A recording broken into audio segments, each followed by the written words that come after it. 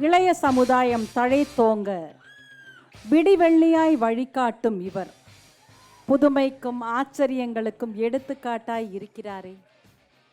இவரை பற்றிய ஒரு தொகுப்பு பார்க்கலாமா? மாதா பிதா குரு தெய்வம் என்பதே நமது பண்பாடு.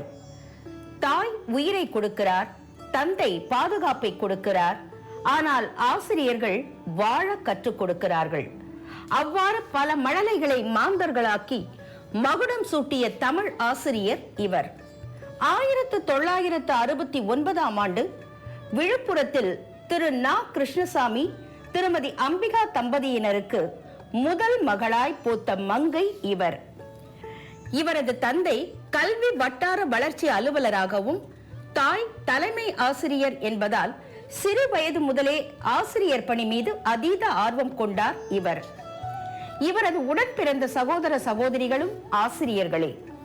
விழுப்புரம் மாவட்டம் சே. குன்னத்தூர் அரசு மேல்நிலைப் பள்ளியில் 20 ஆண்டு காலம் இடைநிலை ஆசிரியையாகவும் 10 ஆண்டு காலம் பட்டதாரி தமிழ் ஆசிரியையாகவும் மொத்தம் 30 ஆண்டு காலம் இப்பணியில் தன்னை ஈடுபடுத்திக் கொண்டு தன் மாணவ செல்வங்களின் முன்னேற்றத்திற்காக அயராது உழைத்து வருகிறார். நமது பணி பாடம் கற்பிப்பது, அதை மட்டும் செய்துவிட்டு போவோம் என்றில்லாமல் தன்னிடம் பயிலும் மாணவர்களுக்கு மொழி பாடத்துடன் வாழ்க்கை பாடத்தையும் கற்றுத்தரும் கனிவான குரு இவர். ஒரு மாணவனோ மாணவியோ நன்றாக படிக்க வேண்டும் என்றால் முதலில் அவர்களது வயிறு நிரம்பி இருக்க வேண்டும், இரண்டாவது மனநிலை சரியாக இருக்க வேண்டும் என கூறும் இவர், தன்னிடம் பயிலும் மாணவர்கள் பெரிதும் வறுமை கோட்டை தழுவியவர்கள் என்பதால் அவர்கள் காலை உணவு உண்ணவில்லை என்றால் தானே அவர்களுக்கு சிற்றுண்டி ஏற்பாடு செய்தும், மனநிலையோ அல்லது வீட்டின் சூழலோ சரியில்லை என்றால் அவர்களது பெற்றோரை அழைத்து அறிவுரைகளையும் வழங்கி வருபவர் இவர். அதைத் தொடர்ந்து ஆரோக்கியமான வாழ்விற்கு வழிவகுக்கும் சுத்தம் மற்றும் சுகாதாரத்தையும் முக்கியமாக மாணவிகள் பின்பற்றும் வழிமுறைகளை வலியுறுத்தும் இவர் அதன் பின்னேதான் பாடம் என்கிறார்.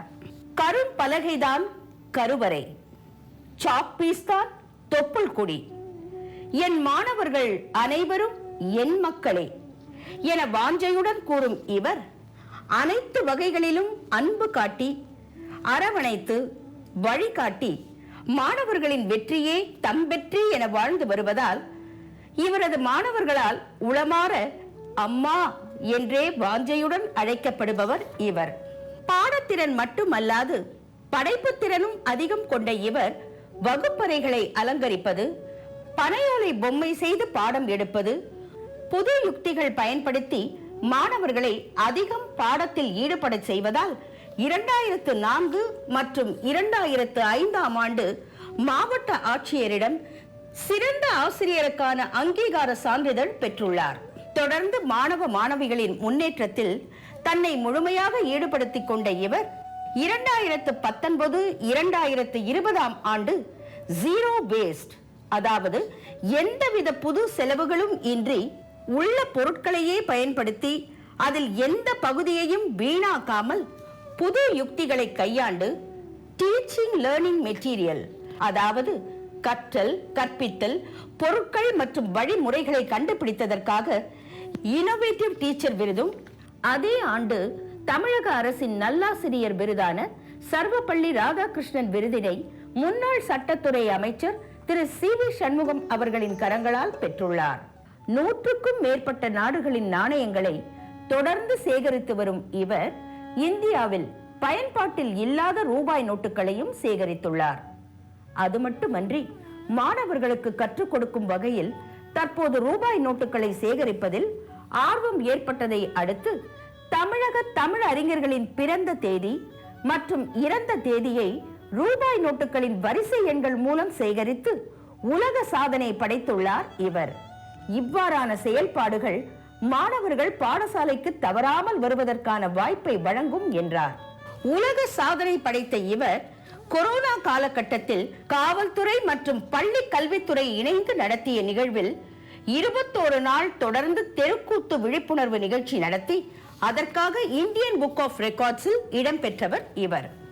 ஒருபடி மேலாக ஊரடங்கு காலகட்டத்தில் மாணவர்கள் மனம் ஒன்றி பாடம் கற்றிட 53 தமிழ் பாடங்களையும் தன் பழைய மாணாக்கர் துணை கொண்டு அனிமேஷன் வீடியோ தயாரித்து மாணவர்களிடம் இணைய வசதி இல்லாததால் அதனை அரசு இலவச தொலைக்காட்சியிலோ இலவச லேப்டாப்பிலோ போட்டு பார்க்கும்படி அனைவருக்கும் இவரே பென்டிரைவ் வழங்கிய செயல் பல தேசிய ஊடகங்கள் பாராட்டியதோடு மட்டுமல்லாமல் 27/12/2020 பாரத பிரதமர் திரு நரேந்திர மோடி அவர்கள் மன் கி பாத் நிகழ்ச்சியில் இவரது பெயரை குறிப்பிட்டு பாராட்டியதும் உலகில் அனிமேஷன் வீடியோ தயாரித்து பாடம் நடத்திய முதல் அரசாங்க பள்ளி ஆசிரியை என்ற உலக சாதனையையும் படைத்தவர் இவர். மாநில அளவிலான தமிழ்நாடு மாஸ்டர் அத்லெட்டிக்ஸ் போட்டியில் shot put, discus throw, javelin போட்டிகளில் தங்கம், வெள்ளி, வெண்கல பதக்கங்களை வென்று நம்மை இன்னும் ஆச்சரியத்தில் ஆழ்த்துகிறார். பாடம் ஒன்றுதான், ஆனால் மாணவர்களின் மனநிலையை உணர்ந்து அதனை கற்பிக்கும் விதங்களில் புது யுக்திகளை கையாண்டால் அம்மாணவர்களை முன்னேற்றம் அடைய செய்யலாம் என்றும் ஒரு ஆசிரியர் நினைத்தால் தம் மாணவரின் வாழ்வை முன்னேற்றவும் மாற்றி அமைக்கவும் முடியும் என மீண்டும் மீண்டும் நிரூபித்து வருபவர்தான் சிறந்த ஆசிரியைக்கான மெகா மகளிர் விருதினை பெறப்போகும் நல்லாசிரியை திருமதி NK ஹேமலதா அவர்கள்.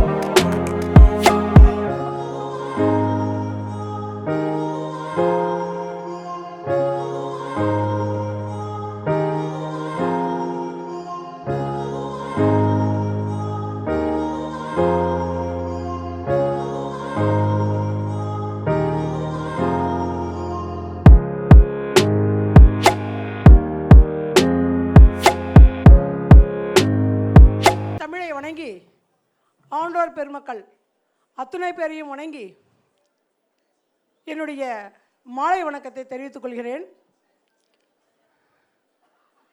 நாம் ஒரு வாட்டி தான் பிறக்க போகிறோம், ஒரு வாட்டி தான் வாழ போகிறோம். நேர்த்தியாக வாழ்ந்துட்டு போகணும். அன்னை தெரசாவோ அப்துல் கலாமோ வாழ முடியாது என்னால். அட்லீஸ்ட் ஹேமா டீச்சராக இருந்துட்டு போகணுன்ற எண்ணத்தில் தான் என்னுடைய பணியை நான் செய்கிறேன். ஆசிரியர் பணி அர்ப்பணி, அறப்பணி, அதுக்கே உன்னை அர்ப்பணி அப்படின்னு ஒரு வாக்கியம் இருக்குது. நான் அவ்வளோ பெரிய அர்ப்பணிப்பாளர்லாம் இல்லைங்க. என்னால் முடிஞ்ச விஷயத்த செய்கிறேன்.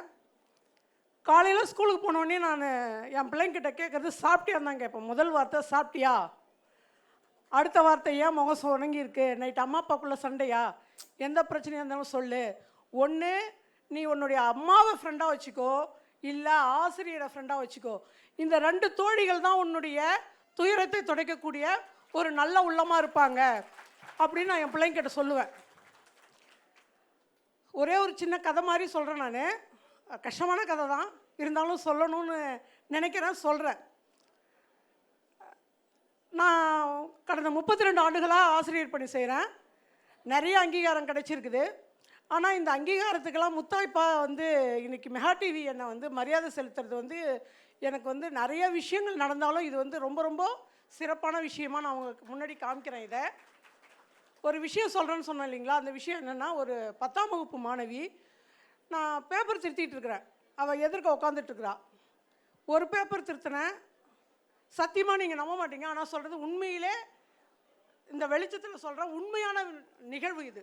முதல் பேப்பர் திருத்தினேன், திருத்தி முடிச்சுட்டு அவளை பார்க்குறேன், என் மனசு ஏதோ அவளை கூப்பிட்டு விசாரின்னுது. 2வது பேப்பர் திருத்துறேன், மறுபடி நான் அவளை கூப்பிட்டு விசாரின்னு மனசு சொல்லுது. 3வது பேப்பர் எடுக்கிறேன், மூடி வச்சுட்டேன். எப்பயுமே பேப்பர் திருத்துக்குள்ளே எனக்கு ஃப்ரீ பீரியடுனா என்ன சாப்பிட்டுனே திருத்துற வழக்கம் எனக்கு. திராட்சை சாப்பிட்டுக்கிட்டே திருத்திட்டு இருந்தேன். அப்போது உடனே நான் கூப்பிடுறேன், அந்த பொண்ணு பேரை சொல்லி கூப்பிட்டு, ஏய் உனக்கு என்ன பிரச்சனை, நீ ரொம்ப சோர்வாக இருக்கியே, என்ன பிரச்சனைன்னு தான் கேட்டேன். அந்த பொண்ணு சொன்ன பிரச்சனை பார்த்தீங்கன்னா, என்னுடைய வயிற்றில் இருக்கிற பூச்சிகள் அத்தனையும் சேர்த்து போச்சுங்க. அன்றைக்கி என்னுடைய உயிரே போயிடுச்சு அன்னைக்கு. நான் போய் அதை இன்னொருத்தவங்க என்னோட சுப்பீரியர்கிட்ட போய் சொல்லக்குள்ள நாளைக்கு பார்த்துக்கலான்னு சொல்கிறாரு. நான் வீட்டுக்கு வரேன், நைட்டு சாப்பிடல, தூங்கலை, 1:30 மணி வரைக்கும் பீரோ எடுக்கிறேன், துணியை துவைச்சி போடுறேன், கைவினை பொருள் செய்கிறேன். அன்றைக்கி நைட்டு ஃபுல்லாக நான் முழிச்சிட்டே தான் இருக்கிறேன். அடுத்த நாள் காலையில் போனோடனே அந்த பொண்ணு வேகமாக ஓடி வரா. டீச்சர் என்னை காப்பாற்றணும்னு சொன்னீங்க டீச்சர், நீங்கள் இன்றைக்கும் இந்த நிகழ்வு நடந்தது, தொடர்ந்து 4 பசங்க அவ்வளோ பாலியல் வன்கொடுமை பண்ணிகிட்ருக்காங்க. நேற்று நீங்கள் என்னை காப்பாற்றணும்னு சொல்லிட்டு போனீங்க டீச்சர், இன்றைக்கும் அந்த நிகழ்வு காலையில் நடந்தது, நீங்கள் என்னை காப்பாற்றலை டீச்சர் அப்படின்னு அவள் சொல்கிறான். அவள் சற்று மனம் நலம் குன்றியவள், நார்மல் குழந்தை கிடையாது. அந்த குழந்தைக்கு நான் தான் 10th எக்ஸாமுக்கு மாற்று ஆசிரியர் ஒருத்தவங்களை ஏற்பாடு பண்ணி நான் தான் அந்த வேலையெல்லாம் செய்வேன். கொஞ்சம் ஓடி ஆடி செய்கிற டீச்சர், நான் வண்டி ஓட்டுவேன், அதனால் முக்கால்வாசி வேலையை நான் பார்த்துப்பேன். அப்போ அந்த பொண்ணு சொல்கிறா, நீ காப்பாற்றலன்னு சொல்லக்குள்ள எனக்கு எப்படி இருக்கும் நீங்களே யோசிப்பேன். ஆஸ் அம்மாவா, பொம்பளையா டீச்சராக அதெல்லாம் விடுங்க, அம்மாவா நம்மளுக்கு எவ்வளோ வயிறு எரியும். உடனே என்னுடைய முதன்மை கல்வி அலுவலர் அவர்களுக்கு நான் ஃபோன் பண்ணி சொன்னேன். அடுத்த நிமிஷம் அவங்க எல்லா ஆஃபீஸர்ஸையும் வர வச்சுட்டாங்க பள்ளிக்கு. அந்த புள்ளைய சேஃப் பண்ணியாச்சு, கொண்டு போயாச்சு. அன்றைய தினம் அனைத்து மகளிர் காவல் நிலையத்தில் 28 ஆண்டுகளாக மனநல பாதிக்கப்பட்டவங்களுக்கோ இல்லை குடும்பத்துக்கோ கவுன்சிலிங் கொடுக்குற ஒரு பணியை செய்துட்ருக்கேன் ஃப்ரீயாக. அதனால் அந்த கேஸையும் நானே விசாரிக்க வேண்டிய சூழல் வந்தது. அந்த A1 அக்யூஸ்டை பார்த்து நான் கேட்டேன், தம்பி உனக்கு 3 குழந்தைங்க இருக்குது, உன் குழந்தைங்கள ஸ்கூலுக்கு போக்குள்ள வழியில் மறித்து பைய தூக்கி போட்டுட்டு நீ பண்ண வேலையை உன் 3 பிள்ளைகளை பண்ணால் நீ என்ன பண்ணுவேன் அப்படின்னு கேட்டேன். தலையிலேருந்து உள்ளங்கால் வரைக்கும் அவனுக்கு அப்படியே வேர்த்து கொட்டிடுது. உடனே நான் எங்கள் இன்ஸ்பெக்டர் சொன்னேன், சார் இவர் தான் சார் அக்யூஸ்டு, இவர் விசாரிச்சிங்கன்னா மற்ற அக்யூஸ்ட் வந்துடுவாங்கன்னு சொல்லிட்டு நான் வெளியே வந்துட்டேன். என்னால் முடிஞ்ச சிறப்பான ஒரு விஷயம் அது, நான் செஞ்ச மிகப்பெரிய சிறப்பான விஷயம் அப்படின்றது. நான் எவ்வளோ விஷயங்கள் செய்திருக்கேன், தரமான சம்பவம்ன்றது இது மட்டும்தான். அதுக்காக எனக்கு நிறைய தடங்கள் வந்தது, தடை வந்தது. ஆனாலும் இன்று வரை அந்த ஊரில் தான் பண்ணி செய்கிறேன். எவ்வளோ மிரட்டல் வந்தாலும் அதை பார்த்துக்கலாம். கன் சிலை பக்கத்தில் நமக்கு ஒரு செலவு வைக்க மாட்டாங்களா அப்படின்னு ஒரு எண்ணம் தான். அதனால் தயவு செய்து சொல்கிறேன், இங்கே இருக்கிற அம்மாக்கள் ஆகட்டும், அண்ணனாகட்டும், அப்பாவாகட்டும், தங்கச்சாகட்டும், அக்காவாகட்டும், டீச்சர் ஆகட்டும், யாராக இருந்தாலும் குழந்தைங்க முகம் சொன்னிச்சா கேளுங்கப்பா ப்ளீஸ். அந்த பிள்ளைங்கள்கிட்ட நிறைய விஷயங்கள் வரும். ஏமா இப்படி இருக்கிறேன்னு அன்பாக அதை கேட்டு பாருங்களேன், கட்டாயமாக சொல்லும். ஆனால் அந்த பிள்ளை என்னை பார்த்தா பயப்படும். அதுக்கு நான் கூப்பிட்ட உடனே நான் அதை இங்கிலீஷ் டீச்சர் தான் கூப்பிட்டு விசாரிச்சுப்பா அடிக்கடி. நான் கூப்பிட்டு விசாரிச்சோடனே ஐயோ தமிழ் டீச்சர் கூப்பிட்டாங்க என்ன அப்படின்னு சொல்லிட்டு ஓடி பக்கத்தில் உட்காந்துடுது. அது நான் பேசுனேன், அன்பாக சொன்னேன், என்னடி இப்படி இருக்கேன்னு கேட்டது தான் கடன்னு ஒப்பிச்சுடுது. அதனால் தயவு செய்து அக்கம் பக்கம் இருக்கும் குழந்தைகளையும் சரி, ஆதரவற்ற பிள்ளைகளையும் சரி, எல்லாருக்கும் நம்ம ஆதரவாக இருக்கணும். நம்ம இன்னாருக்கு இன்னார் மகளாக பிறந்து இப்படி தான் வாழணும்னு நமக்கு வாழ்க்கை உத்தரவாதம் கொடுக்காதுங்க, வாய்ப்பை கொடுத்தது. நான் வாய்ப்பை பயன்படுத்தினேன், உங்கள் முன் நிற்கிறேன். நமக்கு கொடுக்கும் வாய்ப்பை முறையாக பயன்படுத்தி கொள்ள வேண்டும், பாராட்ட கற்றுக்கொள்ள வேண்டும், பாராட்ட கற்றுக்கொள்ள வேண்டும். நமக்கெல்லாம் சாதனை பெண்மணி 14 ஆண்டு காலமாக சைலண்ட்டாக அமைதியாக எந்த ஆர்ப்பாட்டமும் இல்லாமல் சிறந்த சாதனை பெண்ணாக திருமதி தங்கபாலு அவர்கள் இருக்காங்க. அவங்களுக்கெல்லாம் நாம் சேர்ந்து ஒரு விழா எடுக்கணும்னு எனக்கு ஒரு ஆசை இருக்குது. நல்லியமாக நம்ம செய்கிறோம். நம்ம சரிங்களா நல்லியம்மா? என்றாவது ஒரு நாள் நம்ம இதை செய்யணும். ஏன்னா சைலண்ட் கில்லர்னு சொல்லுவாங்களே, அது மாதிரி நம்ம சைலண்ட் சாதனையாளர் போல், எந்த சத்தமும் கிடையாது. அதுக்கு சொல்கிறாங்க, திரு தங்கபாலு ஐயா தான் எனக்கு எல்லாமே அப்படின்னு சொல்கிறாங்க. அதனால் இந்த நேரத்தில் ஐயா வரலனாலும் ஐயாவுக்கு நான் ரொம்ப நன்றியை தெரிவிச்சுக்கிறேங்க. ஐயா, உங்களுடைய பாரியால் பாரதம் போற்றும் பாரியாலாக சீக்கிரம் மாறணும் அப்படின்னு. வயசில் நான் சின்னவ இருந்தாலும் வாழ்த்துறதுக்கு ஆசிரியர் என்ற முறையில் அதிகாரம் இருக்குது. அதனால் நான் அவங்கள வாழ்த்தி வணங்கி இடம் சார்கிறேன்.